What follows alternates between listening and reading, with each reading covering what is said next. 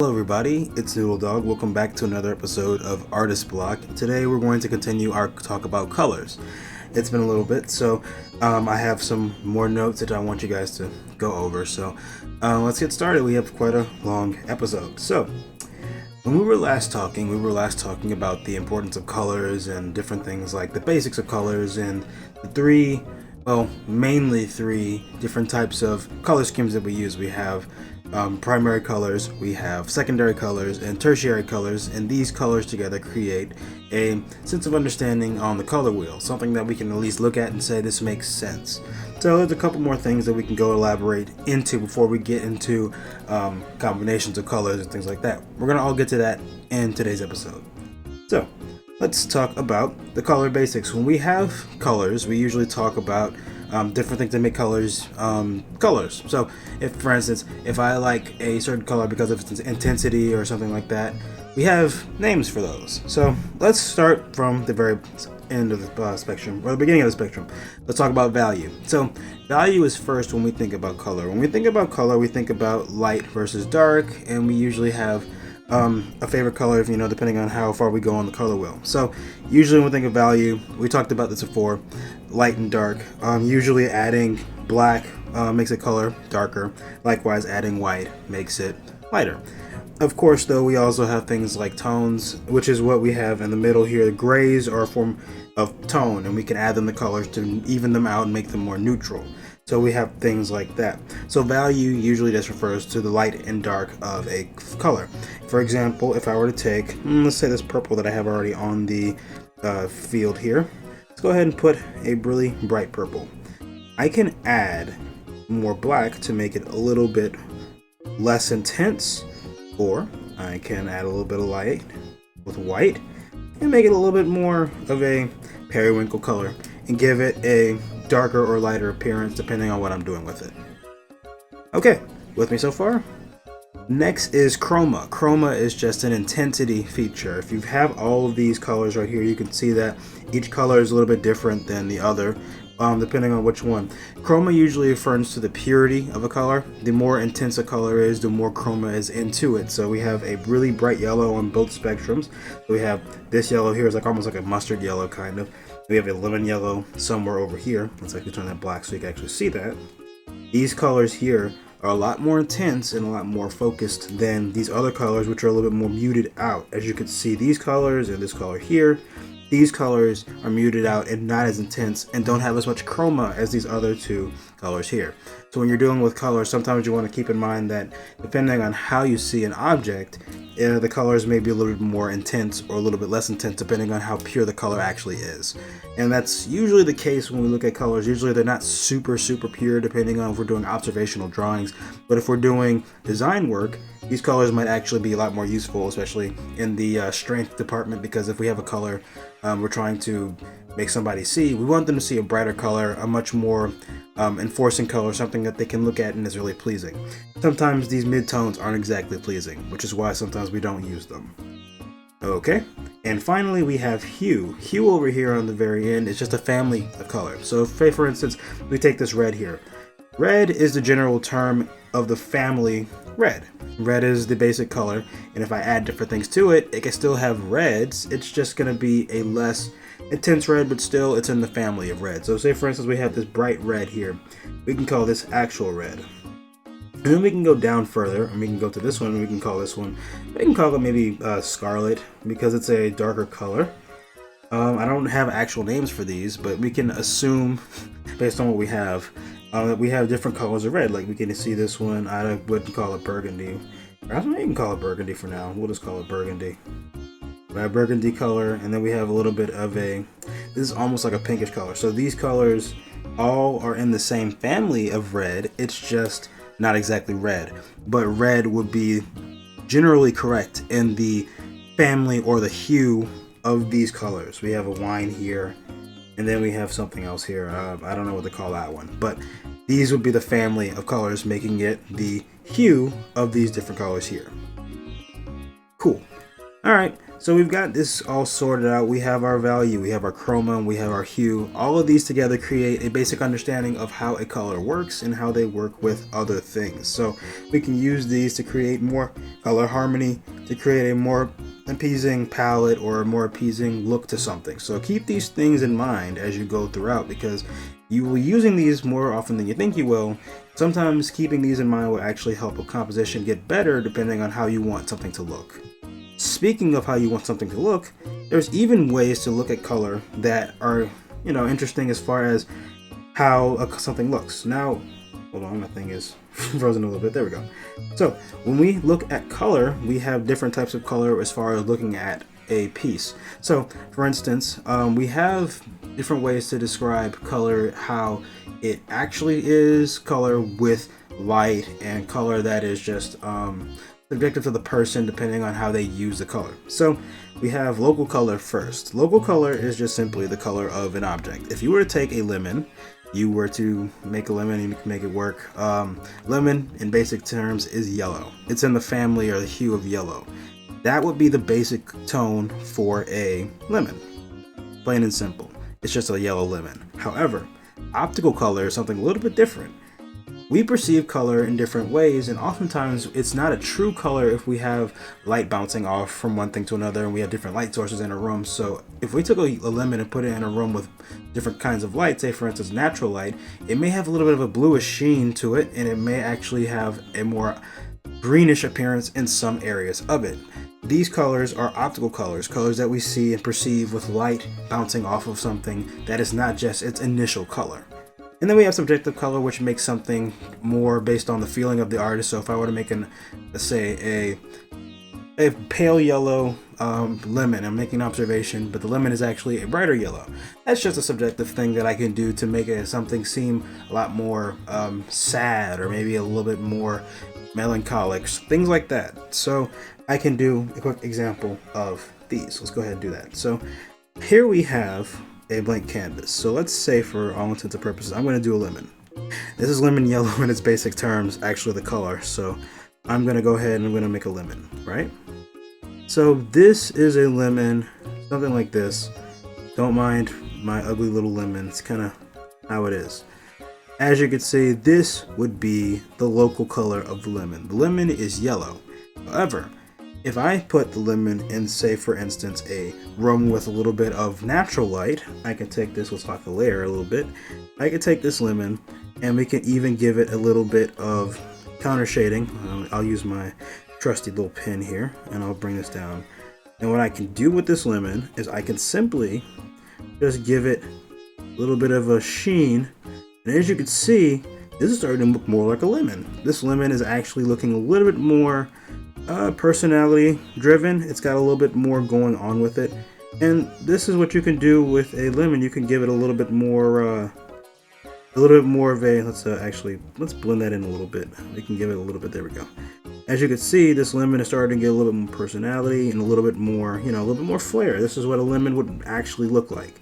And so as you can see, the local color and the optical color don't exactly look the same, but the optical color is a little bit more cohesive and it gives the lemon its edge and its defining characteristics when you put it in light. So we can even take this and we can add a little bit of this, and I'm going to add it right on top here, or maybe just a little bit of this color.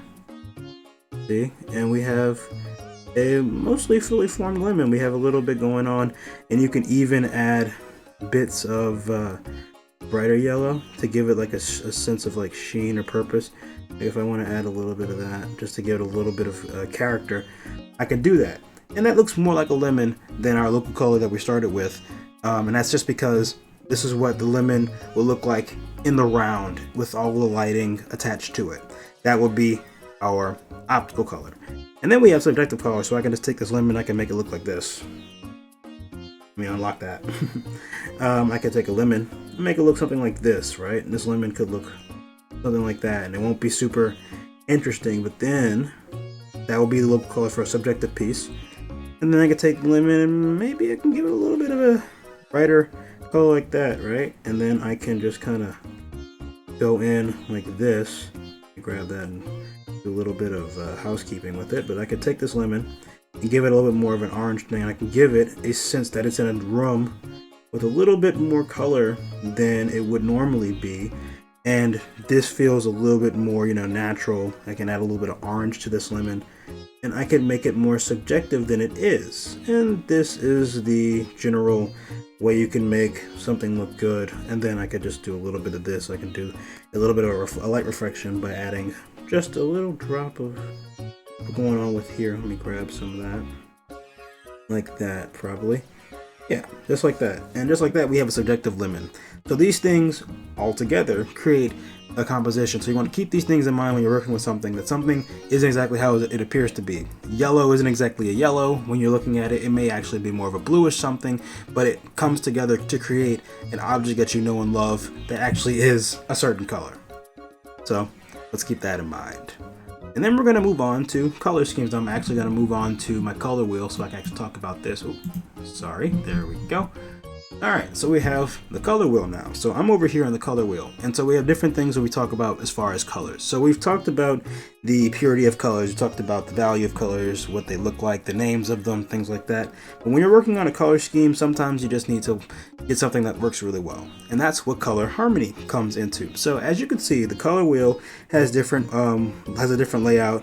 This is a color wheel based on a program, so I have all kinds of things with the colors, so you can see that they're already aligned in a certain way, so it you can kind of give a general idea what something looks like. So when we talk about colors, usually we have warm colors and cool colors. So if I take my little tool right here, and let's say I put it about right here, I can take this color wheel and slash it directly in between. If I could split it vertically like this, I can actually see that these colors have a different type of feeling to them compared to other colors. So the colors on this side of the wheel, this side right here with the yellows, the reds, and these reddish purples, this is more of a warm color scheme. These warm color schemes are usually meant to give energy and have a certain vibrance to them, while the other side, on this side of the spectrum, these colors here are cold color schemes or cool colors. These colors are a little bit less warm, and they're a lot more relaxing. They're a lot more cool. They're a lot more calming. They're a lot more, I wouldn't call them seductive. I would call them more along the lines of, just simply put, cool. They're relaxing. On the other side, we have the warm colors that are a little bit more vibrant and a little bit more energy inducing.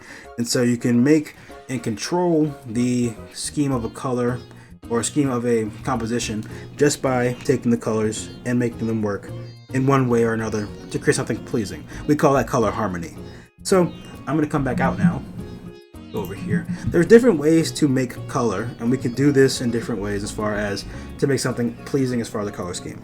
We have our basic complementary color scheme. Complementary color scheme is as simple as it gets.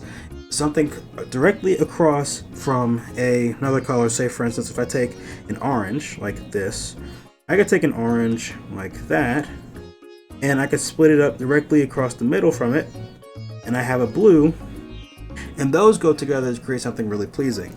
Likewise, if I take this green over here and I were to put a green down, look directly across from it, and I could see that somewhere over here is like a purple color that contrasts really nicely with it, and the two accentuate each other. That is a basic color scheme, or a complementary color scheme. Let's move these over here. So we'll write a little note over here and say these are complementary colors, and that these are the basics. Let's put this here. So this is complementary. Go ahead. Oh, sorry. Complementary. And I hate my handwriting, but it's how we do it. I gotta do something. Let's do it this way. That's a little bit easier. Complementary. Keep that in mind, because this is the basic one that everybody likes to use because it's so appealing. I could take one color and another color that are directly across from each other on a color wheel, say, it looks really good. I'm gonna use these colors together and make something really cool. And these colors always work really well. You can also use these colors in high contrast mode, especially if you're taking, for instance, if I were to make a white and black picture or an orange and blue picture. These colors they clash so hard, in fact, that they almost create a separate, they create a more intense reaction when you put them together by themselves. So you can do that and make something look really pretty, or something that's really bold, just by putting these two colors together. Then we have something called analogous color schemes. I'll put that on here. Analogous color schemes are a little bit different. That is taking basically a bunch of colors on the same area of a color wheel. So say for instance, where complementary was directly across, analogous color schemes are usually a set of colors that are close together, which are more akin to the warm and cool attributes. So say for instance, if I were to take, let's take this yellow here, right? Let me grab my little brush. I'm gonna take this yellow here, and then I'm gonna add over here a little bit of orange, like this, and then I'm gonna add a little bit more of a reddish orange, and then I'm gonna add a red. I can blend these two things together, and I can create an analogous color scheme just by doing this, because these colors are close on the wheel to where they blend very easily. And as you can see, looking kind of strange, but as you can see, they are actually doing a pretty good job with coalescing it together and creating a more pleasing thing. It almost looks like a light spectrum almost, but you can see that these colors are going together really nicely. That's analogous. They all are in similar areas. Likewise, if I were to take, let's take this blue here, I could do that. I could take a blue, I could take a little bit of purple like this, maybe take this color here, and then take this one. And you can see, likewise, the same thing happens with these colors. These colors are analogous, and they create a similar feeling if I were to just sit there and bold them together and create a more cohesive picture. So analogous colors are just colors on a similar playing field. Next we have this. We have monochromatic and achromatic. Monochromatic is actually sometimes misrepresented, so we can fix that real quick. And then we're gonna do achromatic to go with it. People usually consider monochromatic and achromatic to be the same thing, but they're totally different. Monochromatic, we'll go with that first. Let's take a green, for instance, or maybe we'll take this one. Monochromatic is simply just the use of one color, which is mono means one. If I were to take this color, say for instance green, I can take this color and use any color within this little triangle that I have over here. So say for instance, I want to do a whole lot of lighter greens, I could do that, or I could even add white, because white is technically not a color. Likewise, if I wanted to add some more depth to it, I can go down here and add a little bit of black to the color, and I can make it a little bit darker until it gets to black. This will be a monochromatic scheme. We have one color, and switching between the lights and darks of the color till we have no color or too much color, we can create a color scheme that fits really well and that fits cohesively to form a scheme of only one color. Achromatic is simply put no color. So we can take these and we could just basically throw away the green, right?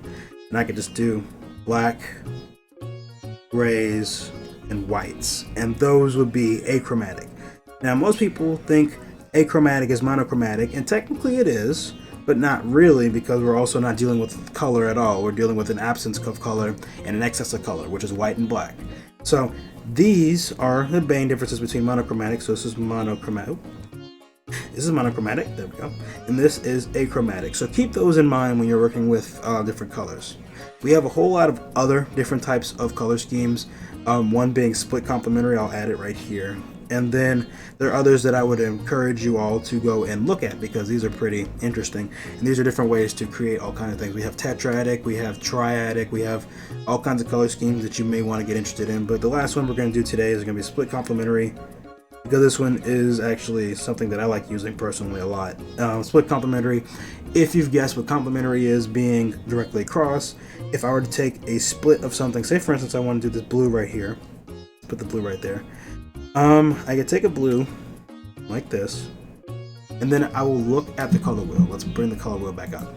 Looking at the color wheel, we can see that there is different ways that we can go about this. So with blue, usually orange somewhere up here is the color scheme that we add together when we think of blue, because blue and orange are complement.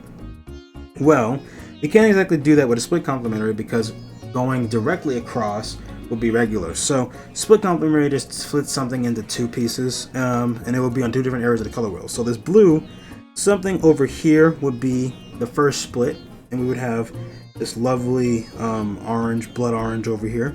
And if I come back here, I can look over here somewhere. I could draw a line up to this green, and I can add this green, and we would have a color scheme that when we split it apart, we have 3 different colors that we can add and combine to create a pleasing thing to the eye. So you want to keep all these things in mind when you're working with colors, because these colors, they work together to create a harmony, and if you put these colors out of line with each other, they can make a composition actually unappealing and ugly. So if you clash with colors, sometimes it doesn't work really well. So that's basically it as far as colors are concerned. I just wanted you guys to get these color schemes. If you have anything to say about these color schemes, or if you're interested in learning more, I definitely recommend you do some more research. There's a whole lot of color schemes out there. Likewise, if you ever want to, study these, the best thing I'd say is get a pencil, or get some colored pencils, or get some watercolor and get to work. These things are really good at giving you a balance and understanding of the world around you, not just in the context of, just basic colors, but looking at the colors and seeing how they correlate with each other. All right, that is the end of the video. I don't have anything else to say really. If you guys like the video, go ahead and give it a like, give it a thumbs up. We really would appreciate it over here. Also, don't forget to subscribe and share this with somebody who may need some help understanding color theory and stuff like that. I want people more than anything to feel as if they're learning something. All right, it has been Noodle Dog. It's been great. I hope you guys have a good day, and I will see you guys in the next video. We have one more video after this to talk about, and then we're going to move on to something else. All right, see you later.